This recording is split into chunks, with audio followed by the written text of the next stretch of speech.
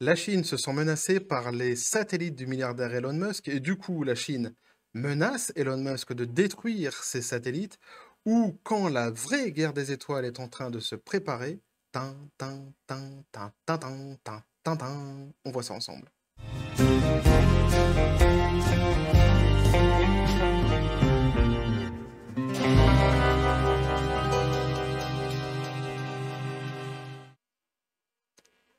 Et bien sûr, pour les connaisseurs, vous aurez reconnu lors de l'introduction, lorsque j'ai fredonné cette petite mélodie, eh bien, la mélodie du générique des Rangers du Risque, Tic Tic et Tac, évidemment.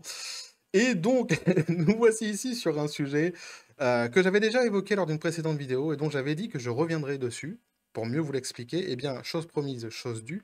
Je reviens donc sur ce sujet et plus globalement, nous voici sur un sujet dont j'ai presque envie de dire eh bien, que tout le monde se fout, puisque ça fait pas grand bruit, il y a pas beaucoup de je vois pas beaucoup de discussions, là-dessus, autour de moi et pourtant, c'est un sujet que je trouve, vraiment terriblement intéressant. Alors, d'aucuns diront: «C'est leur pognon et c'est leur machine». Oui, mais c'est le ciel que nous partageons tous, donc je trouve ça vraiment intéressant ce qui est en train de se passer, actuellement dans l'espace et ce qui pourrait se passer donc dans le futur et alors ça je fais juste un petit clin d'œil à mes bobos préférés, hein, pour ceux qui me suivent depuis un moment, vous le savez, j'ai un amour assez inconditionnel pour les bobos et lorsque, certains disent que les éoliennes, défigurent, dévisagent les paysages, je sais pas comment on pourrait dire, détruisent les paysages, hein, le visuel des paysages, eh bien non, c'est bien et c'est pour la défense de la terre et lutter contre la pollution et pourtant ce sont ces mêmes bobos qui applaudissent, hein, dès demain ou voire même dès autre chose, lorsqu'il y a des réussites spatiales qui se font, hein, un peu partout dans le monde. C'est les mêmes qui se félicitent des avancées technologiques qui se passent, dans l'espace et des machines qu'on envoie là-haut. Donc c'est assez, juste pour souligner un petit peu l'hypocrisie de ces gens-là et souvent l'imbécilité qui les caractérise assez souvent, c'est vrai. En tout cas, bref, moi, c'est un sujet qui m'intéresse vraiment. Il se passe quand même beaucoup, beaucoup, beaucoup de choses et j'étais en train de penser je m'arrête parce que j'étais en train de penser à Greta Thunberg, les copains. Petit café, évidemment, mais tu vois, quand on parle pollution, que tu as Greta Thunberg, qui t'arrive dans la tête, tu as un espèce de sentiment d'effroi comme ça qui moi, ça il y a une espèce de sentiment d'effroi comme ça qui me submerge. Parce que Greta Thunberg d'ailleurs, on n'entend pas parler de ça, elle. Elle qui est enclin aussi à des manifestations, pour défendre la planète. Là, bizarrement, lutter contre des milliardaires qui envoient des machins qui polluent pas mal, hein, faut dire que ça pollue pas mal, hein, ça marche pas à la vapeur tout ça, hein. Là, hein, Greta? Where are you, Greta, j'ai envie de te dire. Je sais pas comment on le dit dans ta langue. Je sais même pas de quel pays tu en fait, Greta. J'ai même pas regardé vraiment. Je t'ai jamais vraiment écouté non plus. Mais tu m'as jamais vraiment donné envie de t'écouter non plus. Bref! Après ce petit tacle à la gorge sur notre amie Greta, que je n'ai rien contre toi Greta, tu comprendras que, je m'en fous de toi à la base et que, je te trouve tout à fait inintéressante. On revient sur, le sujet qui nous intéresse, qui est donc les menaces de la Chine envers Starlink, envers les, satellites, enfin plutôt envers Elon Musk, pour la destruction de ces satellites. Qu'est-ce qui se passe exactement actuellement? Que font-ils dans notre ciel, dans notre espace à nous? S'ils ont décrété que c'était à eux, ils font ce qu'ils veulent, hein. C'est assez, alors je sais bien que nous, on est dans un pays en France qui est quand même assez on est d'une puissance, extraordinaire, hein, la start-up nation, hein. Je ne doute pas que, la France a son mot à jouer, a son rôle à jouer, son mot à dire là-dedans, hein, évidemment, hein, puisqu'on est vraiment on est à va falloir redescendre un jour les copains quand même. Va falloir redescendre. J'entends beaucoup quand même dans les informations, j'entends quand même beaucoup de conneries sur la France et sur, la France surtout à l'étranger. Moi qui suis à l'étranger, comment je pourrais décrire? Je suis peiné. Je suis peiné. Je suis fier évidemment d'être français, d'être né dans le pays dans lequel je suis né, il y a aucun problème et de l'histoire de France surtout, aucun problème là-dessus. Mais je suis très peiné, lorsqu'on parle de politique, lorsque je parle de politique avec des gens qui s'y connaissent ici à l'étranger parce que, la France, on passe quand même ça n'a rien à voir avec ce sujet-là, mais bon, je tiens à le dire, on passe quand même sacrément pour des ânes, hein. Actuellement, en ce moment, c'est quand même, il y a qu'en France qu'on croit qu'on est toujours, alors que non, plus du tout. Bref, On revient donc à nos moutons. Donc un article publié donc le mois dernier par des chercheurs de l'armée chinoise met en garde donc Elon Musk quant à une hypothétique utilisation. Ouais, c'est ça, hypothétique, pardon, utilisation des satellites Starlink à l'encontre de la Chine. Un simple avertissement pour l'instant, pour une menace bien réelle. En témoigne l'usage actuel de ces mêmes satellites pour l'armée ukrainienne. Selon les auteurs des articles, mieux vaut ne pas réveiller le dragon endormi. Petit clin d'œil à quelqu'un qui me connaît assez bien et qui sait que j'emploie souvent ce terme-là lorsque je parle de la Chine, du dragon endormi. C'est assez rigolo qu'ils l'ont pris dans cet article-là. Alors c'est un article assez robuste, j'ai envie de dire. Il faut s'accrocher un petit peu, mais il est très intéressant et il détaille quand même pas mal les trucs. C'est pour cela que je l'ai choisi.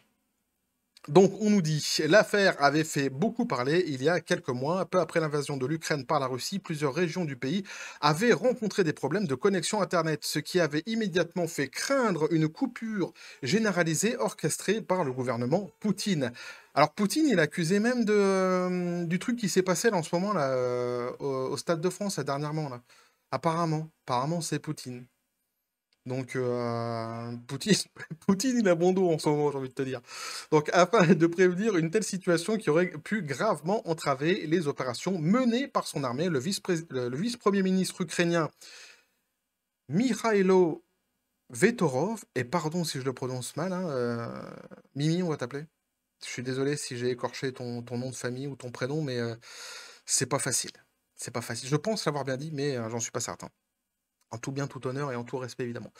Donc avait contacté donc Elon Musk via Twitter hein, pour lui demander de livrer des stations terrestres capables d'exploiter Internet grâce au fameux satellite Starlink. Donc vous avez compris un petit peu le préambule, le délire.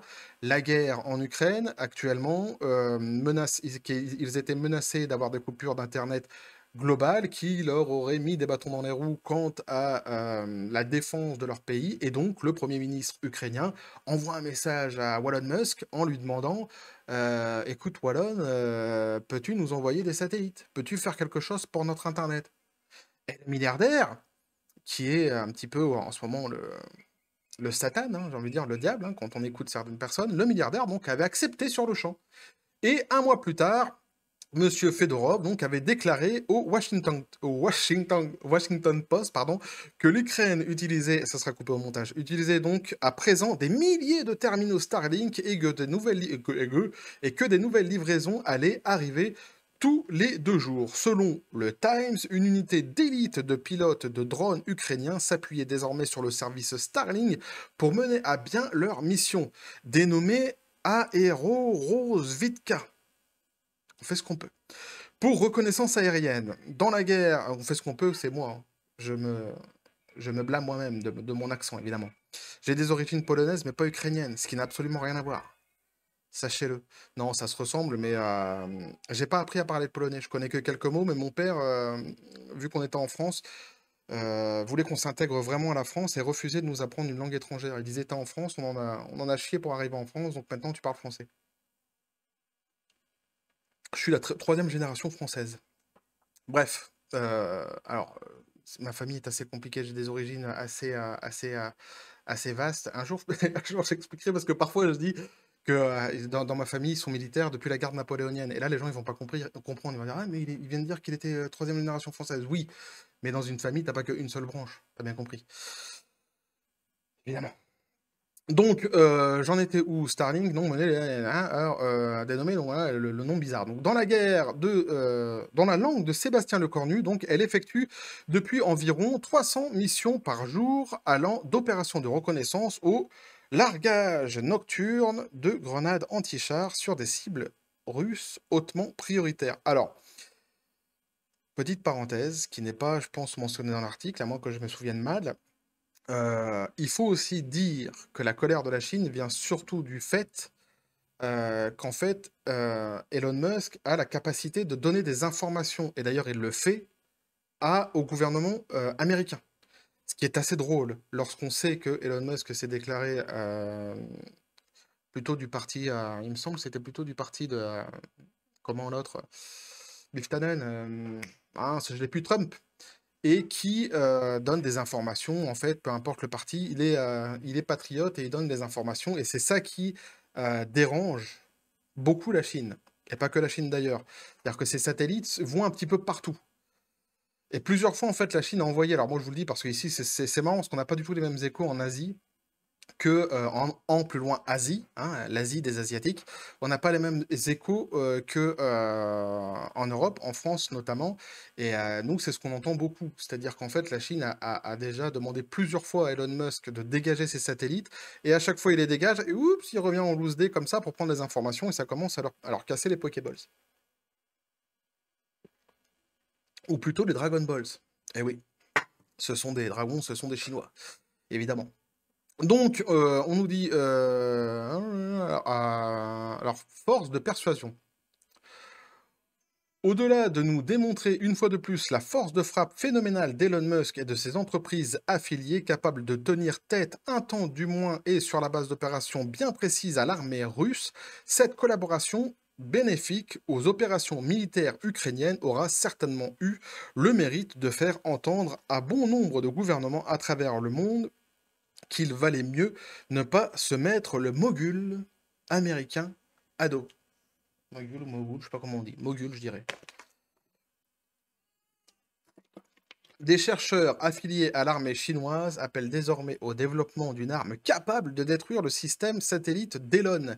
Alors, bien décidés à ne pas se trouver du mauvais côté du viseur dans les années à venir, les chercheurs affiliés de l'armée chinoise appellent désormais au développement d'une arme capable de détruire le système de satellite d'Elon Musk si jamais il venait à l'esprit de ce dernier de menacer la sécurité nationale chinoise. En réalité, pour eux, c'est déjà fait, hein. C'est déjà fait. Pour eux, ils sont déjà menacés. Là, ils sont en train de vraiment chercher vraiment comment dégager ces satellites et ils vont pas se priver de le faire, hein. Alors, à travers un article publié le mois dernier dans les revues China's Modern Defense Technology, spécialisé dans le mobilier d'extérieur, mais pas seulement. Les chercheurs ont attiré l'attention sur l'énorme potentiel. Le mobilier d'extérieur m'a fait marrer parce que j'ai tout de suite pensé aux toboggans, aux cabanes, qu'on met dans le jardin.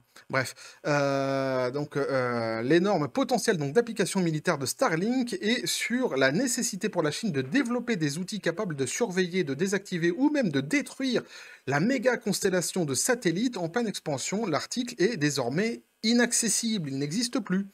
Alors, la société d'Elon Musk prévoit d'envoyer jusqu'à 42 000 satellites dans l'espace. Pour ça que je dis que c'est intéressant. Il faut s'y intéresser au moins, il faut le savoir. Sachez-le, quoi. Maintenant, vous le sacherez. Grâce à votre humble serviteur, vous le sacherez. 42 000 satellites dans l'espace, c'est pas rien, les copains, quand même. Alors, pour rappel, depuis le lancement des premiers satellites Starlink en 2019, SpaceX a mis plus de 2300. On en a mis déjà plus de 2300 en orbite terrestre basse, et la société prévoit d'envoyer jusqu'à 42 000 satellites dans l'espace pour former cette gigantesque méga constellation dont nous venons de parler. Pour les plus curieux et les mieux informés d'entre vous, donc il y a un document qui reste très théorique, vous pourrez consulter une copie de l'article traduit en anglais juste ici, donc je mettrai le lien de l'article de toute façon dans les sources des vidéos de la vidéo, si vous voulez aller le lire après en anglais, grand bien vous fasse. Alors, un double dispositif de défense. Donc, on nous dit une combinaison de méthodes de soft kill et de hard kill devrait être adoptée afin que certains satellites Starlink perdent leur fonction et détruisent le système d'exploitation de la constellation, ont écrit les spécialistes dirigés par Ren Yuanzhen. Alors, chercheur de l'Institut des suivis de la télécommunication de Pékin, qui fait partie des forces de soutien stratégique de l'armée chinoise. Les chercheurs chinois sont donc particulièrement préoccupés par les capacités militaires potentielles de la constellation qui, selon eux, pourrait être utilisée pour suivre des missiles hypersoniques, augmenter considérablement la vitesse de transmission des données des drones et des avions de chasse furtifs américains ou même percuter et détruire des satellites chinois. Vous voyez, on est vraiment, vraiment, vraiment dans ce que je disais dans le début, en fait, hein, dans l'introduction de la guerre des étoiles. C'est un truc de fou ce qui est en train de se jouer. Ces gens-là, quand je dis ces gens-là, je parle de ceux qui ont le pouvoir de faire tout ça, hein, sont pas dans le même monde que nous, hein. Faut bien comprendre ça. Faut l'intégrer quand on a sa propre, quand on fait sa propre analyse des sociétés, de ce qui se passe en ce moment. Ils sont pas dans le même monde que nous, hein. Nous, à la limite, on joue aux petits chevaux. On jouait aux petits chevaux. Maintenant, on joue. En ce moment, on joue à Horizon Forbidden West, voyez-vous. Mais eux, ils en sont bien loin de tout ça. Ouais, ils ont d'autres jeux un petit peu plus élaborés. Bref, donc on nous dit un round de plus, mais pas des moindres dans la bataille que livre le Parti communiste au nouveau bijou d'Elon. L'année dernière, le gouvernement chinois s'était plaint auprès de l'ONU, qui sert pas à grand-chose l'ONU, hein, faut dire la vérité quand même, du fait que sa station spatiale avait été contrainte d'effectuer des manœuvres d'urgence pour éviter des rencontres rapprochées avec des satellites Starlink entre juillet et octobre 2021. Ça rejoint l'information que je vous donnais tout à l'heure. La Chine a plusieurs fois déjà en fait dit qu'il y avait un souci en fait. Alors là, il parle de rencontres rapprochées, c'est plus que ça. C'est-à-dire que les satellites d'Elon Musk empiétaient sur un espace dans l'espace qui appartiendrait à on ne sait pas qui, mais en tout cas pas Elon Musk à la base. Et ils lui ont demandé plusieurs fois de dégager, et c'est ce que je disais. Il se barre et en loose day, il revient. Vous m'avez vu, vous m'avez pas vu. Tu me vois, tu me vois plus, tu me vois, tu me vois plus. Bref. Il nous faudrait un vrai Coluche, en fait, actuellement. Je dis ça parce que j'y pense comme ça tout d'un coup. Mais un vrai Coluche pour pouvoir vraiment mettre les pieds dans le plat et faire des vrais vannes hein, qui réveilleraient peut-être un petit peu tout le monde. En France, en tout cas, je pense. Il y en a plus maintenant. D'ailleurs, vous avez remarqué que souvent, en fait, les artistes qui ont ouvert leur tronche à un moment donné dans l'histoire de l'art, j'ai envie de dire, sont tous morts bizarrement. Ceux qui font pas chier, en général, sont vivants et vivent longtemps. Tu prends un mec comme Gilbert Montagnier, j'ai rien contre lui, hein, sous les Sunlight des Tropiques, je t'aime bien, hein, Gilbert, hein, j'ai rien contre toi. Mais il lui arrivera en général rien du tout à ce monsieur. Mais ceux qui ont ouvert leur bouche, ceux qui ont dit quelque... Alors, officiellement, Coluche, il a pas été flingué, hein, il a eu un accident. Comme d'autres. Et ils sont beaucoup à avoir des accidents. Mais je trouve ça assez bizarre. Enfin, assez bizarre, non. Bref, vous m'aurez compris. Donc un Musc, Monsieur Musk averti en vaut deux, mais on aurait bien besoin d'un vrai Coluche qui reviendrait actuellement en France, et malheureusement, il n'y en a pas. C'est beaucoup Bobo et compagnie, encore une fois, surtout dans l'art en globalité en France. Oui, je suis aigri. C'est comme ça. Je vieillis, je, je revendique la liberté d'être aigri. Bah, c'est comme ça. Mais je l'ai toujours été, moi j'étais un jeune aigri déjà. J'étais un jeune vieux, comme ça. Alors, bien conscient du danger, mais pas vraiment inquiet, Elon Musk avait déclaré à des journalistes dans les cadres je dis des conneries, c'est incroyable. Dans le cadre de la conduite d'une opération spatiale russe en Ukraine, évidemment parce que ce sont des sujets sérieux que j'essaie de traiter avec légèreté, comme toujours, hein. Donc, hein, monsieur Musk nous disait: «Si vous essayez de désactiver Starlink, ce ne sera pas facile car nous avons déjà plus de 2000 satellites. Cela signifie beaucoup de missiles anti-satellites. J'espère que nous n'aurons pas à tester cela dans la pratique, mais je pense que nous pouvons lancer des satellites plus rapidement qu'ils ne peuvent les abattre avec leurs anti-satellites.» Alors, un avis également partagé par les auteurs, puisqu'il déclarait dans l'article: «La constellation Starlink constitue un système décentralisé. La confrontation ne porte pas sur des satellites individuels, mais sur l'ensemble du système. Cela nécessite des mesures à faible coût et à haute efficacité.» Pour pouvoir vraiment défoncer Starlink, il faut tout défoncer en une seule fois. En gros, c'est ça le délire. Et plus évidemment il y a de satellites, et plus c'est compliqué pour les Chinois de prévoir un jour de réussir à couper l'Internet par Starlink, de couper Starlink et donc couper la diffusion d'Internet par Starlink. Oula, je... Petit coup de flotte, les copains, parce que je bafouille là. Donc vous aurez bien compris que c'est assez compliqué, d'autant qu'en plus, il est prévu d'en envoyer encore plus. La Chine cherche également à concurrencer directement donc, le réseau d'Elon en lançant son propre réseau de satellites appelé Xiaomang ou Starnet, appelez-le Starnet. Petit conseil, appelez-le Starnet, ça sera plus facile pour tout le monde. Alors, ces derniers proposent pêle-mêle la construction de satellites espions chinois pour mieux surveiller leurs concurrents américains, le développement de nouveaux dispositifs pour mieux les pirater et de nouvelles méthodes plus efficaces pour abattre plusieurs satellites en même temps. Ah, c'est que de la joie, hein. Cela pourrait se traduire par le déploiement. Je me demande comment on peut pas, comment on va réussir à échapper à la Troisième Guerre mondiale, sans déconner, hein. Quand je vois tout ce qui se prépare, je me dis c'est chaud quand même, hein. Alors, d'armes à micro-ondes ou plus petits satellites qui pourraient être utilisés pour essaimer les satellites de Starlink. La Chine cherche également à concurrencer directement le réseau d'Elon en lançant son propre réseau de satellites appelé donc Xiaomang ou Starnet. Il visera également à fournir un accès Internet mondial aux clients payants. Selon un rapport récemment publié par le ministère américain de la Défense, la Chine a plus que doublé son nombre de satellites de renseignement, de surveillance et de reconnaissance depuis 2019, passant de 124 à 250 au début de l'année 2022. Le nombre total de satellites chinois était de 499, juste derrière les États-Unis, et c'est quelques 2944 unités, dont 2300 estampillés SpaceX. C'est vous dire quand même l'importance et le pouvoir de Monsieur Musk, hein. On nous dit enfin, la bataille qui débute à peine entre les deux belligérants n'a peut-être pas livré son verdict. Voilà ce que je pouvais vous dire là-dessus, les copains. Voyez-vous, c'est un sujet qui est quand même assez complexe. J'ai essayé de trouver un article qui résume bien le délire, mais surtout qui est assez clair, qui explique bien tout ça. C'est, moi, je trouve un sujet hyper important sur ce qui est en train de se passer actuellement dans le monde, dans l'espace et donc plus globalement dans le monde. Comme je le disais, ça sent pas très bon. Moi, personnellement, mais ça, c'est les craintes que j'ai. Je me dis je vois de moins en moins comment on va réussir à éviter cette fameuse troisième guerre mondiale, dont il semblerait que tout le monde se prépare, quand on voit en plus certains autres pays qui sont en train de s'équiper du nucléaire, et cetera. Je trouve ça assez incroyable et assez fou de voir en fait que si peu de personnes en parlent de ce qui est en train de se passer, de ce qui est en train de se jouer. Mais c'est bien, je voulais vous informer, vous dire un petit peu ce qui se passait, si vous ne l'aviez pas vu, parce que je trouve que c'est intéressant d'avoir comme ça toutes les petites informations de ce qui se passe pour pouvoir vraiment comprendre en globalité la politique internationale, hein, pour ceux qui parlent à chaque fois, qui s'amusent à balancer leur science, notamment sur Elon Musk, en disant ouais, il est ceci, il est cela. Il faut vraiment comprendre en fait qui est le personnage et l'influence qu'il a, le pouvoir qu'il a. On n'est pas sur on n'est pas sur les rangers du risque, justement, on n'est pas sur tic tic et tac. Hein, on est sur du lourd.